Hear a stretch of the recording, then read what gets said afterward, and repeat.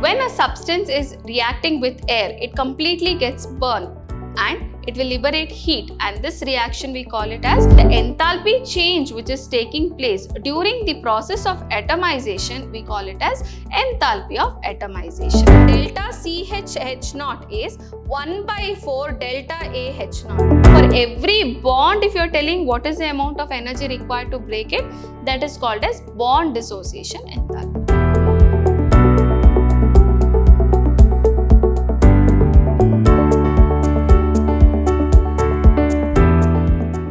Hello my dear students, welcome back to session 5 on the chapter thermodynamics.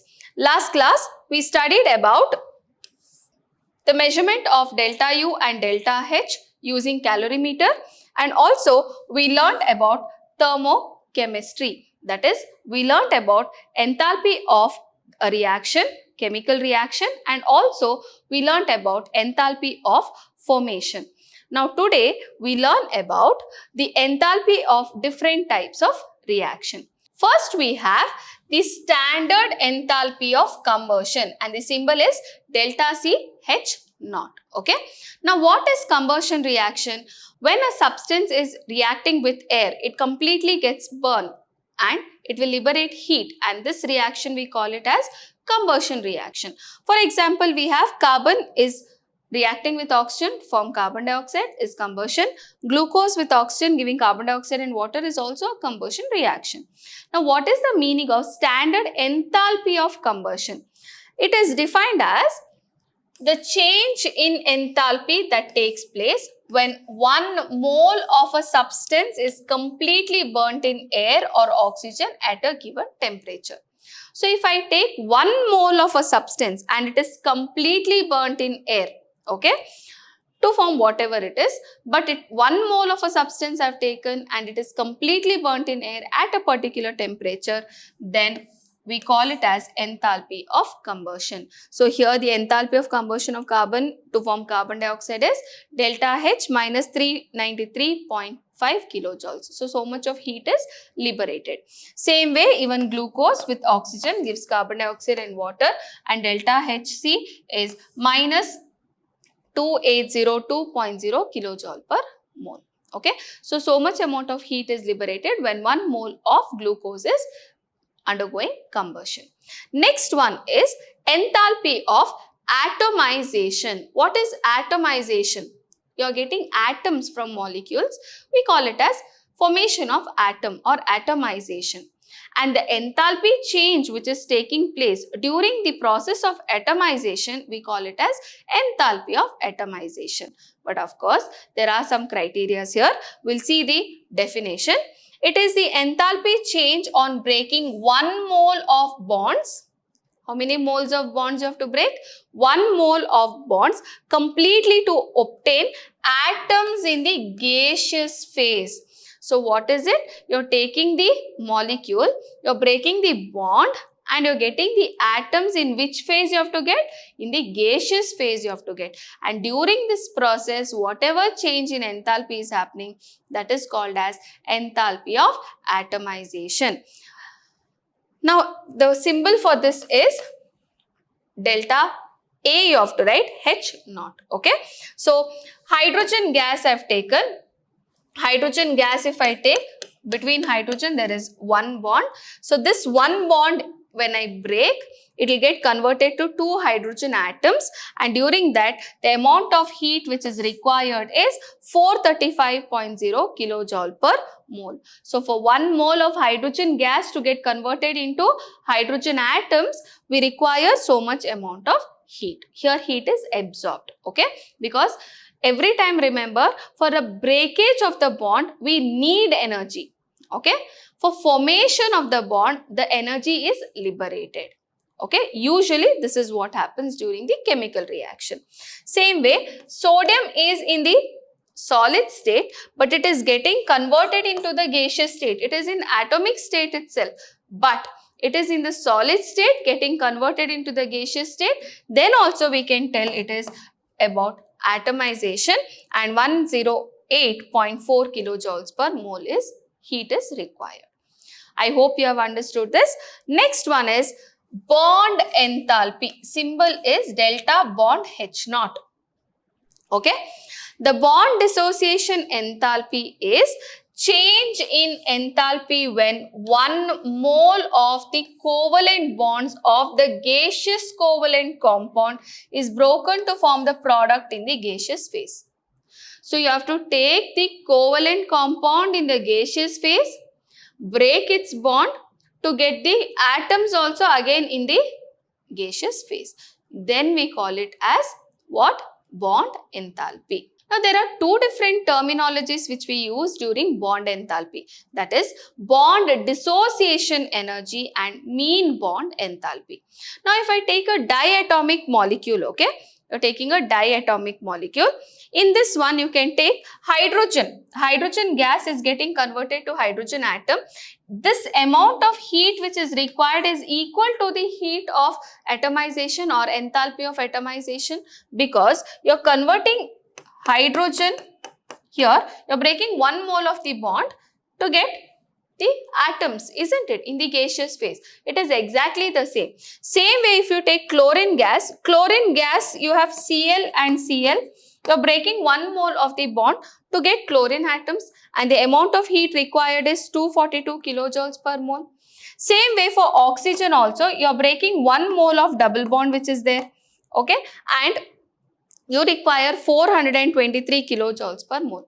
Now for diatomic molecules, the bond enthalpy, or I can also call it as bond dissociation energy, is equal to the enthalpy of atomization. What is it? For a diatomic molecules only, the bond dissociation energy is equal to the enthalpy of atomization. Okay. But if I take polyatomic molecules, for example, we'll take methane molecule. Okay. I'm taking methane molecule. What happens in methane? Methane, I have CH4 like this. Now, we have to break every bond. These two bonds we have to break, bond between this carbon and hydrogen, carbon and hydrogen, carbon and hydrogen. So, amount of heat required is different if I calculate it stepwise. You can see methane, it forms CH3 and 1 bond is broken. Okay. So, first what we are taking? We have 4 bonds here. Correct? Now, in this you are breaking 1 bond. Okay. So, what will remain? CH3 is remaining. So, you will get CH3 and H. For this, the amount of heat is required, okay, or the energy required is delta H bond is 427 kilojoules per mole. Now, you have got CH3. The CH3 you take and 1 more carbon hydrogen bond you break. Then, you will get CH2 hydrogen. And for this, the bond dissociation enthalpy is 439 kilojoules per mole. Now, the next bond you break, you have CH2, from here you break 1 bond. So, you will get CH with 1 H, and again for this it is different. You can see it is different for each one of them, isn't it? And also you have last CH which you are breaking 1 more, and for this it is 347 kilojoules per mole. So, what happens is when methane molecule is getting converted to carbon and 4 hydrogen atom, the total amount of enthalpy required is delta H naught 1665 kilojoule per mole. So, 1665 kilojoule per mole amount of energy or enthalpy was required. Correct? So, this one I cannot tell. This is for the full molecule, for every bond when you add it. Then for each bond, how will you calculate? Now for average, I want to tell. For 1 carbon hydrogen bond to break, what is the amount of energy required? Then how to calculate that? We calculate the mean bond enthalpy here. What do? We calculate the mean bond enthalpy. What we take? In such cases, we use mean bond enthalpy of carbon and hydrogen. And how do we calculate that? Delta CH naught is 1 by 4 delta AH naught. Why? Because in methane we have 4 CH bond. 1, 2, 3 and 4. We have 4 CH bond. So I'll take the full whatever I have added, okay, all the bond dissociation enthalpies I will add up and divide by 4. So it is 1665 kilojoule per mole, divide by 4 because I have 4 CH bonds there. What is the value? It is equal to 416 kilojoules per mole.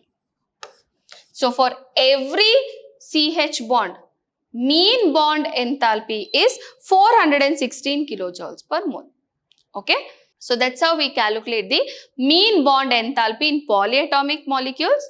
But in diatomic molecules, we tell bond dissociation enthalpy. For every bond, if you are telling what is the amount of energy required to break it, that is called as bond dissociation enthalpy. Okay. So I hope you have understood this.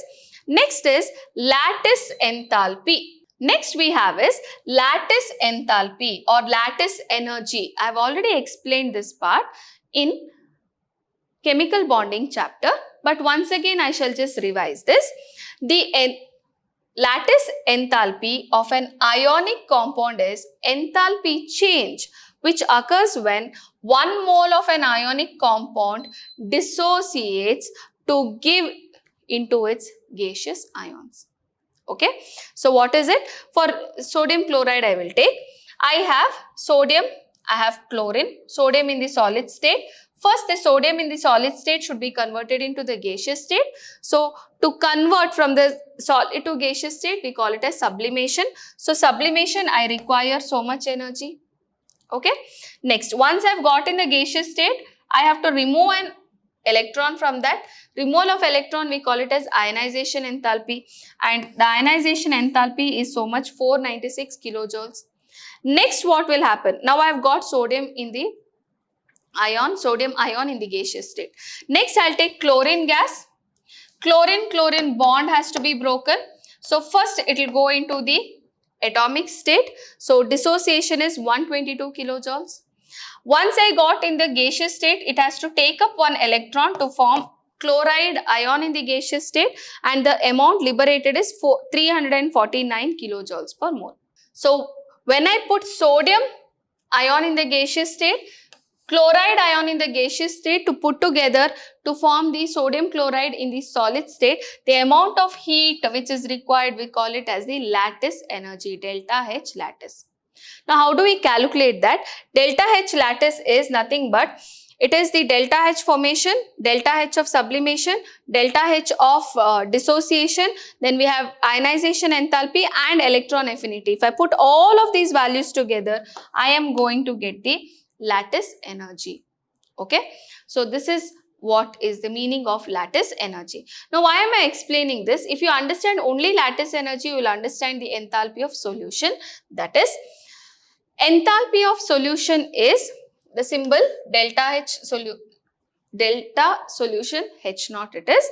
So, here enthalpy of solution of the substance is the enthalpy change when 1 mole of its dissolves in the specified amount of solvent. You are taking a specified amount of solvent and you are dissolving 1 mole of the solute in it. The amount of enthalpy change which happens is called as this enthalpy of solution. Now, enthalpy of solution is calculated as delta H lattice and delta H naught of hydration. Now, if I take AB is a solute.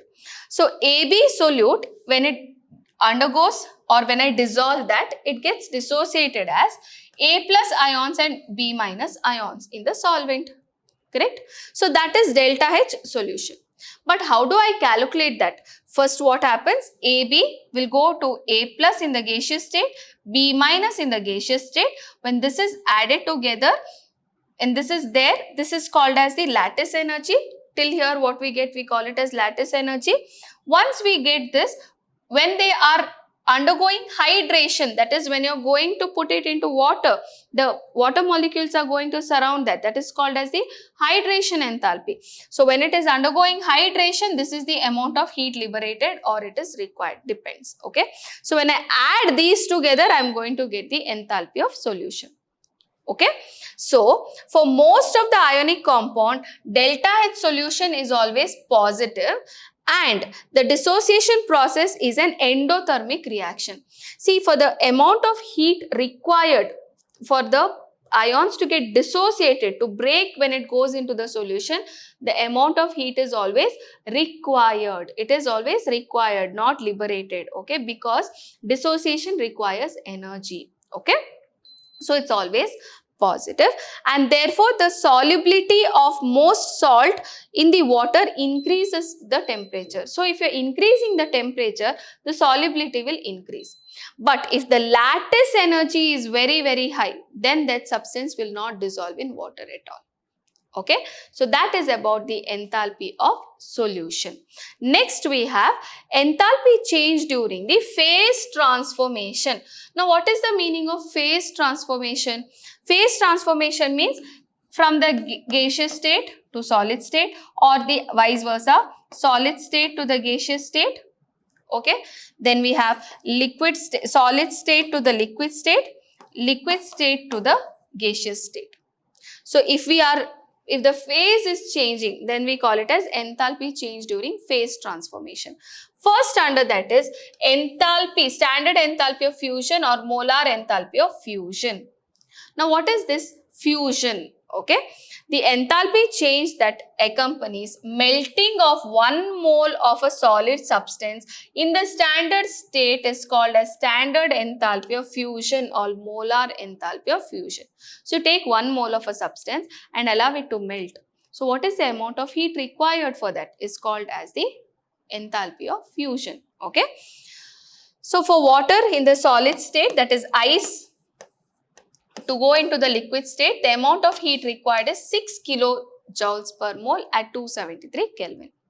Okay, so that's about the enthalpy of fusion. Next is standard enthalpy of sublimation. Sublimation means from the solid state it is going to the gaseous state. Correct? So, standard enthalpy of sublimation is change in enthalpy when 1 mole of a solid substance sublimes at a constant temperature under standard pressure. So, what happens? It is undergoing sublimation. 1 mole of a substance is undergoing sublimation at constant temperature and pressure. Then we call it as enthalpy or standard enthalpy of sublimation. For example, I can take carbon dioxide in the solid state to the gaseous state. Sublimation value is 25.2 kilojoule per mole. Okay, same way I can take sodium from solids to gaseous state. The amount of heat required is 108.4 kilojoule per mole. Okay, next is enthalpy, standard enthalpy of vaporization. Vaporization is from the liquid state to the gaseous state. During its boiling point it will happen, isn't it? So here the amount of heat required to vaporize 1 mole of a liquid at constant temperature and under standard pressure, that is 1 bar, is called as standard enthalpy of vaporization or molar enthalpy of vaporization. Okay, so here water in the liquid state to the gaseous state, vaporization requires 40.79 kilojoule per mole at 100 degrees Celsius, because that's the boiling point where liquid is going from the water is going from the liquid state to the gaseous state. Correct? So at a constant temperature and pressure, what is the amount of heat required for the phase transformation we are going to calculate. Okay, so that's about the enthalpy during phase transformation reactions. Next class, we learn about Hess's law of constant heat summation, and also we'll solve some of the numericals along with this. So I hope you have understood today's class. Thank you, my dear children. Stay tuned, stay focused.